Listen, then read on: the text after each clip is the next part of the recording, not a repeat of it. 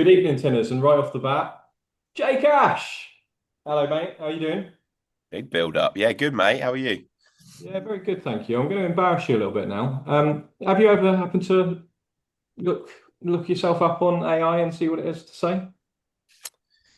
I'd want to say no, but I definitely have. No, I haven't. Right. So, No, I haven't. No, I haven't. I haven't. so for the benefit of a lot of fans who, fairly new fans may not know who you are, I've looked you up on AI, and this is what it says. And we're going to talk about some of these moments, hopefully. So hopefully this should be coming up on the screen. And I've not doctored this. This is exactly what AI says, mate. So it says, you are a legendary figure in Cornish football, and particularly at Truro City. You were formally inducted into the club's Hall of Fame in April 2025, becoming the fourth inductee of the club's history. Your career highlights include joining from Falmouth Town, to summarise, five stroke promotions, which I think is an English record. Obviously, a major part of that team that went to Wembley and won the FA Vase, 300, almost 400 appearances, you know, done it all, including you are known for your versatility, leadership, and loyalty, having even played in goal on occasion. And you are known for your enduring legacy and impact on the club and Cornish football as a whole. Incredible, mate. So, first, straight off the bat, in your time, since coming back to Cornwall with Falmouth, you've kind of seen it all, and I doubt there are many people that have played and managed at the level that you've done in that time. Thinking back those almost like 20 years, how much has the landscape in Cornish football changed, would you say? And how much of that is down to the initial investment by Kevin Heaney, would you say? Thanks for that, mate. Enjoyed that. I need to print that off. I'll stick that up on the wall. I think it's changed. It's changed like an unbelievable amount. I mean, to be fair, the pyramid's changed. I mean, the pyramid is now accessible for teams, and the FA have done a good job of streamlining it. And you've only got to look now at in Cornwall. We've got what ourselves, Falmouth at step two. Step two. I wish at step four. We've got a handful, five, six, seven at step five. And you think, but back when it all got started, I mean, just to go up from the old Southwestern League, that was step seven. So to win that, you ended up going up to step six, which was Western Division One. And that was like unheard of when we did it. It was no one had ever taken that step before. I mean, obviously the world was a different place, but I think back then it was so scary for Cornish clubs to go from playing all of their mates and all of these teams that have been on their doorstep forever and a day to then going and having to get on the M5. And the A30 was very different back then, by the way. I should point out it was like get on your bloody horse and like get on the car and get up there, and it'd take days. But we were the first. We were when we did it. It was kind of seen as brave, and I think some people questioned it as well. Really, well, hang on a minute. Well, this has always worked. Everyone playing in Cornwall. Why are they trying to go and sort of spread their wings and fly off elsewhere? So I think it's changed without a doubt a little bit because of that and that team and the club then sort of trailblazing. But I think the pyramid's changed. I think society's changed. I think it's easier to get around. It's the pyramid is the football, the FA have done a really good job of trying to make sure that the pyramid is accessible, regardless of finance. And we were a freak team back then, Scott. Like, it's not escape from the fact that that team should have got those promotions. Like, it was a good team that I was just lucky to be like dropped into. So I think to answer the question, I think the landscape's changed immeasurably. I think we've got a National League team in Cornwall now, which is just unbelievable. And then we've got other teams that are doing really well in the pyramid system. So yeah, I'd like to think a little bit was down to that period when we went on that run. But I think the world and football's changed a little bit as well. Right.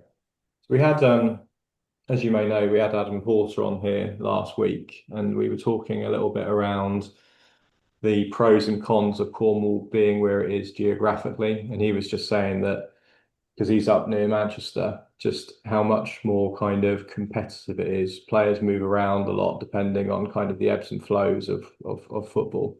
And he was saying that one of the kind of disadvantages, which may actually not be a disadvantage, it could actually be a positive, is that the local lads down in Cornwall stay local and therefore like the best tend to like stick around. Would you say that that is actually a positive thing and moving that step ahead for Truro and other teams to continue moving forward? Do you think there needs to be more of a structured Cornish-wide academy system that's kind of feeding the teams? Because I guess one of our concerns is that we're having to pull players in from here, there, and everywhere. And ideally, it would be fantastic if we could grow our own a little bit more. It would, but I think the reality is like we just haven't got the what's 500,000 people in Cornwall. You know, you go into play against sides now with that have got cities that are, you know, not as big, but aren't a million miles off that size. So your catchment, it's just geography is without a doubt a hindrance. You know, and I'm sure if you asked, you know, Alex, you know, Black and Yetzi and John, you know, the question, they would say that it makes life so much more difficult. And I still think that's the case. You know, I find that at Mousel, you know, we speak to players and you've got to overcome geography by one of two things. This is my approach. You've either got to have a very, very unique selling point, be that professionalism, be that the way you train, be that your crowds, your pitch, whatever it may be, something that the players can buy into to make it worthwhile to travel the distance you travel. Now, Truro have got themselves in a position now where their USP is National League football.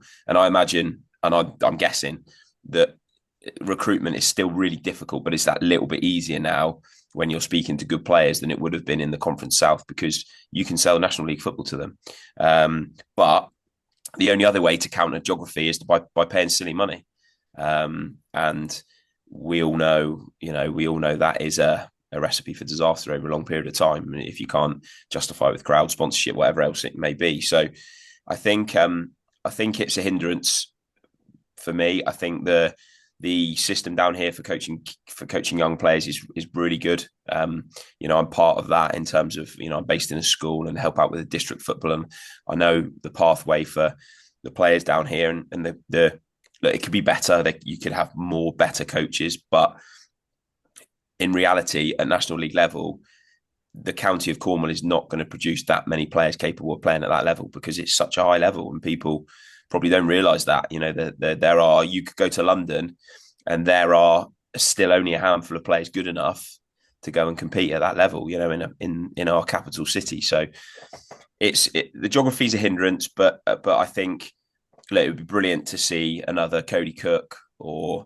you know, Lukey Jeffcott, you know, who was here at Penryn, one of our own, come through the system and be playing for the first team. There's nothing better than local boys playing. But the reality is, if you want to do well, if Truro want to maintain at National League level, the reality is you'll do well to get one of those every 5 to 10 years, you know, and that's just geography. That's the amount of kids we've got down here. That's the reality of it. So I think from a supporter's point of view, you've got to say, look, what do we want here? Do we want to be playing at the highest level we can be? And if we do, we have to accept that in reality, we aren't going to have a great deal of local players. You know, you might get a collection from one or two from Plymouth and one or two from Exeter, but beyond that, you're going to just have to pull them from outside. So it's a hindrance, but look, we love living down here. It's a great part of the world. You know, you can use that as a selling point. But I think if you asked, you know, the boys behind the scenes at Truro, if they could relocate the club 150 miles up further to the middle part of the country, it would open so many different doors. But we are where we are and we love where we are. Wouldn't change it. But I think it's hard, makes life harder. Okay. So we also had a chat with Ports around like dressing room dynamics and kind of question more towards your managerial side of things. When you're, you know, at lower league, I guess there's an influx of players and each season. When you're going about building that dressing room, do you look for like a variety of personalities? Or are you looking more for a group of lads that are going to come in and buy into the vision? I mean, how do you go about, you know, ensuring that you get the right group together? I was just admiring Harry then. Was he just tucking into a pint? Like I was trying to do that so slyly. Yeah, no, I spotted that out of the corner of my eye there, mate. I was jealous while I was sucking on my cup of tea. That's that Yeah, so defensive awareness. types of personality I would recruit are like Harry's types of personality. That's my type of personality. I rate that. Sneaking a beer out the side of the screen.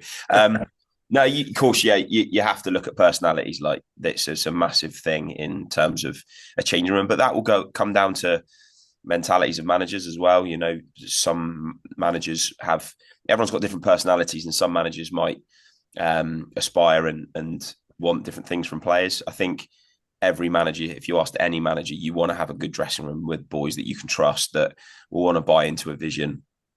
I think again, because of where we're located, I find, and I'm sure again at Truro, because of where we're located, you're not coming down here to play if you're not coming down here to play for mega money, and I get the impression that Truro's budget, I don't know, but it is not, there's nothing crazy. If you're not coming down here to play for the budget, then you're probably going to attract good characters. You're going to attract people who want to come for the right reasons. So I think in some ways, geography might help with that. I think on top of that, and we find this at Malzorn, and it was absolutely the case when I was at Truro. You're on the bus a lot and you spend a lot of time together and you become great friends, you know, and your bonds become stronger because they have to be, because you spend more time with them than you do your family a lot of the times in the week. So I think for me, the personalities depends on the manager, but I think every manager will try and bring in personalities that reflect their character and what they want from a group. I mean, thinking of our change room at Malzorn at the minute, we are a young group on the whole, quite a quiet group. So I think for us, like where we try and recruit a personality, we look to someone who's got a character and is can be a leader. So I think you factor those bits in, but I think we're really fortunate in. Again, I'm speaking on behalf, but I imagine that the team spirit and the connectivity, you know, the way the players are connected at Truro is probably really strong because they're together so much. So it gives them that opportunity to do that. Yeah, it does seem like that. I mean, it's one of the things which get talked about a lot within like the interviews and the stuff that comes out of the club, that they're a strong group. I mean, Connor always talks about those things in interviews. But a couple more questions before I hand over to Harry. So who typically kind of oversees and runs the dressing room? Is that the captain and the senior players, or does that still stay with the manager? I think again, it depends on the manager. I think in a perfect world, the players would run the dressing room, and you could trust that the senior players and the characters within the group run the changing room. I think for me, what's so important is that the group understand what you as a manager or as a club, what you stand for and what you're trying to achieve and what you accept as okay and what you don't accept as okay. And I think, and I'm far from an expert, but I think I've seen from good leaders in school and across my time in football that the ones that are really clear with the vision and a level of expectation and are consistent with that and can keep that bar at that level. I think those are the ones where you get a change room where everyone knows how it should sound and how it should feel. And I think if you get that bit right from above, like in any organisation, then I think people understand they have a shared vision and a shared goal, and I think you've got a chance of them buying into it. Football's weird because you always get players who aren't getting picked or aren't playing as much as they want to play, and that doesn't happen in a work environment. You know, like you don't get, you know, sorry, Scotty, don't bother sending me your reporting because your reports aren't good enough. You don't get that at work. You know, we'd love it maybe, but so football sometimes engineers and manufactures different dynamics when you've got to manage people who are disappointed that they aren't getting what they want and they feel is right, you know, and that is a really difficult part of management without a shadow of a doubt.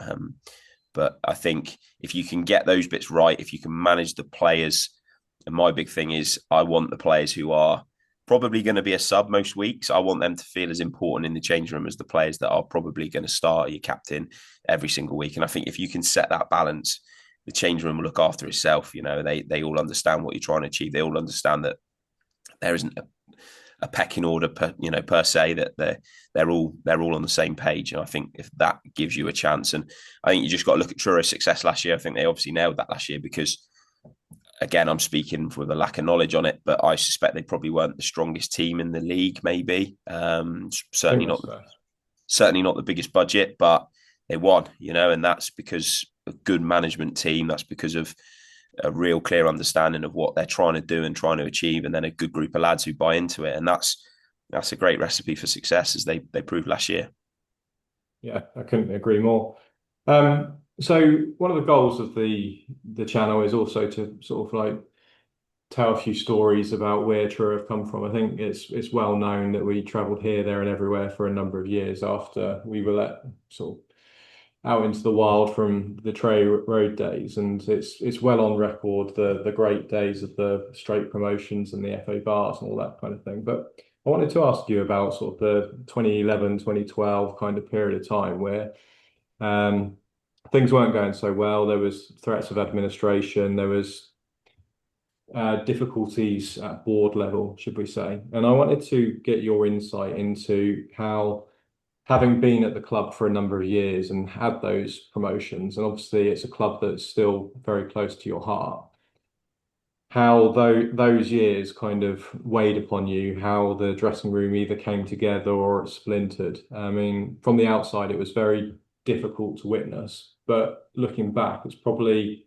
in some weird way, personally speaking, one of the proudest periods of time that I had to see so many of the lads kind of gather around. And I know that there were a bunch of sacrifices that you guys did in the background just to keep the club running for another week and all that kind of thing. Are you able to sort of like set the scene a little bit for a number of fans that probably don't even know that kind of stuff went on sort of 10 years ago? Yeah, obviously. Yeah, it's when I think back to that period, I do get quite emotional, really, because I think it was such a sea change, because we'd gone on this incredible journey of success, the FA Vase and the promotions. And I think everyone in the country had gone from never having heard of this team, like in Cornwall, to, everyone was talking about us. And I mean, Kevin Heaney, the chairman, invested an immense amount of money to making that team as good as it did. And whatever anyone wants to think of him, and what happened, and I don't know the ins and outs of the ground stuff and what exactly happened there. But if it hadn't been for him, we wouldn't be here having this podcast now. There's no doubt about that. So we went on this incredible journey and had all this success, and it just felt like it would last forever. It was just one of those things you just thought, look, we're gonna be in the League Two here. Like this is the journey, and every year something magical would happen. Other than the cup runs where we were just always diabolical, like everything just seemed to go so well. And then over time, and I can't really remember the timeline as such, but you started to get ideas that financially we weren't quite right. And I remember, I think it was probably the season before that, where we were told at Christmas that we were going to become full-time. And, for lots of the boys, it was a really difficult decision as I'm sure the boys had this summer, to go from earning, a wage in the job that you do normally and a good wage from football. And it was a good wage. That then all of a sudden, like, do you risk, I was in a school, it was a really difficult position. Do I risk stepping away from that job and going into football when it's not necessarily super secure? And anyway, all these discussions were going on, but it was something that we were told was going to happen. And then I remember we played Bideford, and I think we must have been in the Southern Premier League at that point, I think. And we still got promoted that year after all of this. But I remember we got told before the cup tie, we were in the change room getting ready for the game, and we were far better than Bideford. And sorry, Joyce, if you're watching. And we were told that the full-time idea was going to be scrapped. And people had left jobs. People had, told employees that they were going to leave. People had said to Truro, oh, look, I'm going to leave at the end of the season because I can't commit to full-time. And then all of a sudden, no, boys, we're not doing it. And I remember we went out in that Bideford game and we went 1-0 up, and no one there knew, obviously, what had been said before the game. And hang on, light's gone off in here, one sec. And I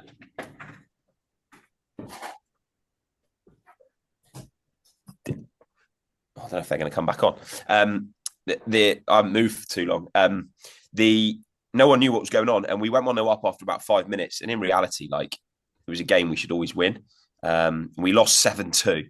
And like, it was a freak. It was just a mad game that summed up kind of how everyone felt. And that was kind of the start of the realization that actually something maybe wasn't quite right behind the scenes.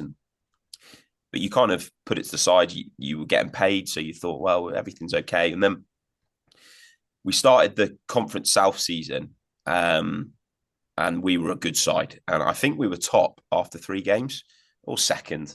I remember we played Dover, who were, really fancied, and we beat them at home. And I think if we kept that team together, I think we'd have had a chance of going up.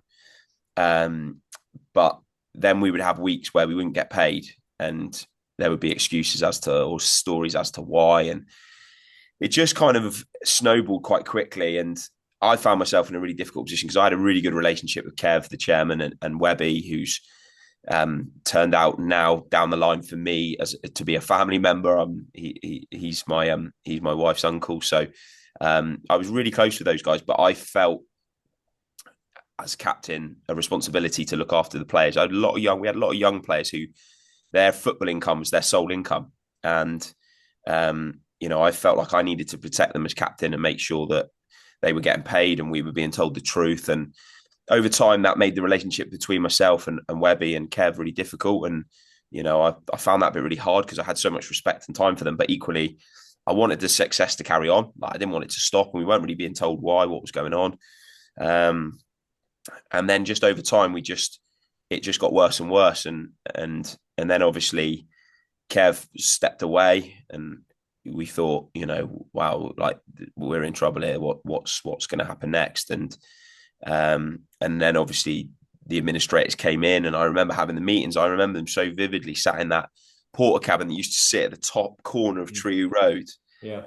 With this lady coming in, just talking like law drivel at us, like like legal, what would happen when it goes into administration, how much you were entitled to get paid. And boys were owed sort of big, like massive, like money, and some of them not being able to pay rent. And, it was really difficult. And I remember sitting there thinking, like, this is close to being the end. She was really honest. She said, look, if someone doesn't come in the next 3 weeks, the club finishes, it's done. And in my head, we had loads of things like the fundraising, the bits that you fans did at the time was, I still think about those now, and I still get emotional because I just think the togetherness was unbelievable. The connection between the fans and the players was, unreal. And I look in the crowd at Carlisle and I still see some of the same faces that, and then we've got loads of new fans, and that's brilliant. That's football, and they shouldn't be looked down upon. But I see some of those faces that were there and kept the club going, and kept some of those boys at the football club. And, there were games where, we had 11, 12 players, and some of those boys wouldn't have been there if the fans hadn't done what they did. So, yeah, really tough time. And Pete Masters obviously came in at the last minute, and it came out of the blue. I remember getting a phone call, and I was like, I'd written it off. I think it was the last day. I think this bond had to be paid to the conference by the National League by midday. And like, it's 1 o'clock, and I'm thinking, well, we're done, boys. It's toast. Like, it's all over. And then got a message from the administrator saying, look, someone's come forward and paid the bond. Can you come in and meet them and chat about the players and where we can go from here? And Pete got us back on track. And again, he's another one that shouldn't be forgotten, because if he hadn't done that again, the club would be back playing Southwestern League football or Peninsular football, whatever it's called these days. So it was a horrible time, mate, really rocky. And but it's part of the story, isn't it? It's a scar, and like, you got to treasure your scars and they make you better. And I think a lot of good things came out of that period without us knowing, probably made you a harder fan and probably made a lot of people felt more part of the club because they played a part in keeping it going. And, I think it was a horrible time, but it's turned out all right. Not turned out too bad, is it at all?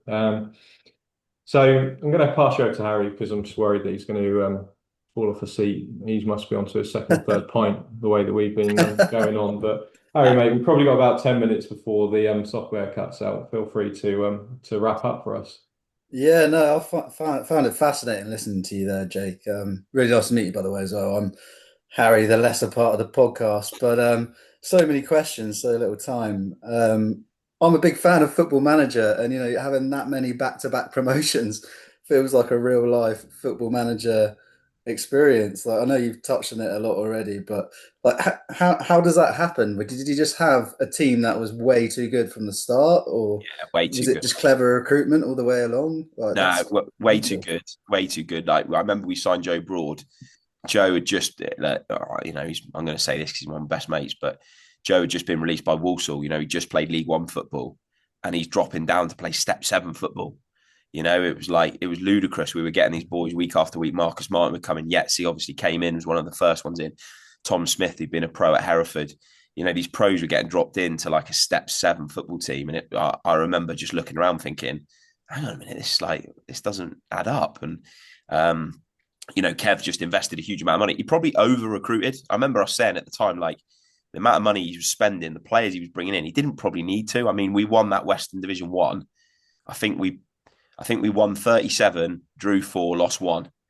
And yet he scored like 3,428,000 goals as he took joy in telling us every like top scorer in Europe or the world or something. He told us we were too good, like way too good, and so we went up, we won that one, but we should have like that, it was no like massive feat. We were better than everyone. We won the Western Prem comfortably. Then we went into the Southern Division 1. We won that comfortably. And then we went into Southern Prem, and that was a real like culture shock. All of a sudden, we were like, there's some proper teams in it. And we finished mid-table that first year. The team was good. Like we were unlucky with injuries. I was injured for quite a lot of the season. We just didn't quite click, but it made us hungry. And when you're winners, like when you love winning, you just want to keep doing it. So the year after, we went and won it. So it wasn't quite.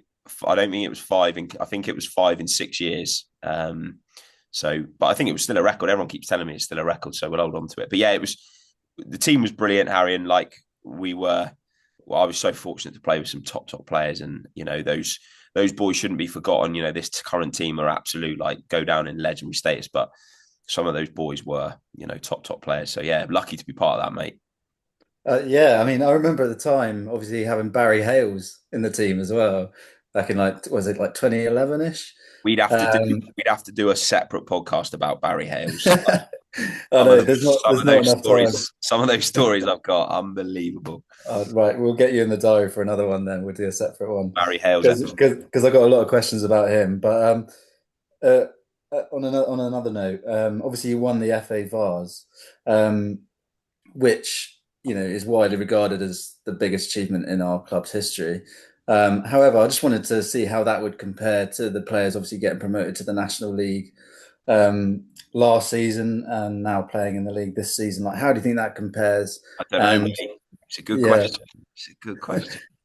And like, would you rather have been in the promotion winning team or the league winning team from last year? Or I mean, obviously you'd never want to take a memory like the FA Vase away, but like no.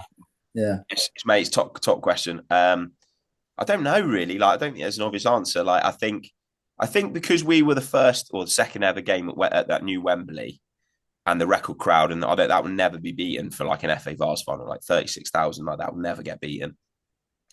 And obviously we came back and we did the bit on Lemon Key with the open top bus and and like until the boys obviously had that experience last year with winning the league, I just never thought that would be tops. Like to win at Wembley, the like second ever game there, first ever Cornish club to go to Wembley.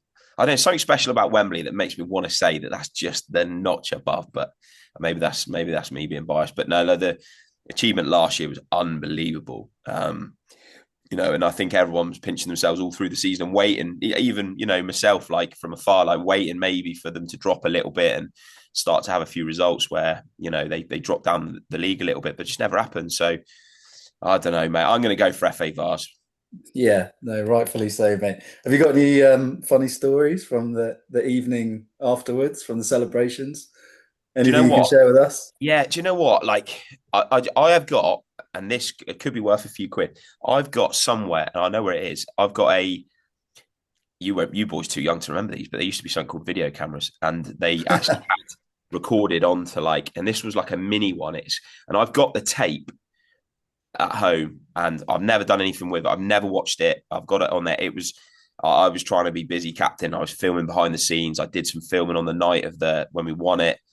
I would love to figure out how I get that onto if anyone's watching that's clever enough to figure out how to get that onto a DVD or a USB would be unbelievable. But the stories I can remember was that the emotion of the day, like I thought, I like a party. I thought it was going to be mayhem, but by midnight, I was knackered. I was so tired. Like the emotion, the adrenaline, like everything just sapped out of me. And I think I was in bed by like 1 o'clock. I mean, I'd had a good night, don't get me wrong. I think some of the younger, well, no, I was young. I was 23. So I think some of the, I had a girlfriend as well who turned out to be my wife in the end. We'd only just got together. So make of that what you will, that we retired a bit earlier. But like some of the other boys, they wanted the party to keep going. And I think I heard rumours that a couple of them ended up, we were in this unbelievable hotel in Marlow, and they had a massive great lake outside. Like we'd really gone to town on this hotel, and apparently a couple of the boys ended up having a swim in the lake, and the trophy may or may not have ended up in the lake. The story's still a bit vague, but yeah, it wasn't as wild as I envisaged, because just everyone was just shot to pieces. But I remember Kev Heaney told us before the game that if we won the final by more than one goal, he would put 10 grand behind the bar after the game. So we won 3-1. So it wasn't an expensive night. Let's put it that way. Oh, class from Kev there, to be fair. Yeah. Amazing to hear that, mate. So I just want to maybe finish up by just talking about what you're doing now, obviously at Mousehole. Doing really well, currently 10th in the league, only played 3 games. You're obviously in the league with Falmouth as well, with Helston getting relegated last season. You've nicked a couple of players from Falmouth as well, in Oscar Massey and James Ward.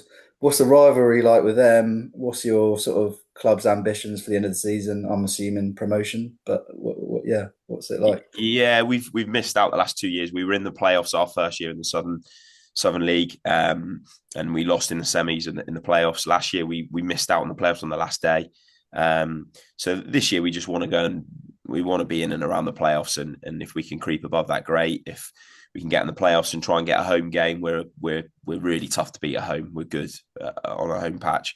So I think the aim for us is if we can finish in and around those top 3 or 4 positions where you've got a chance of getting a home game in a playoff. If you miss out, that would be a fantastic achievement. But again, location wise, budget wise, we're up against it.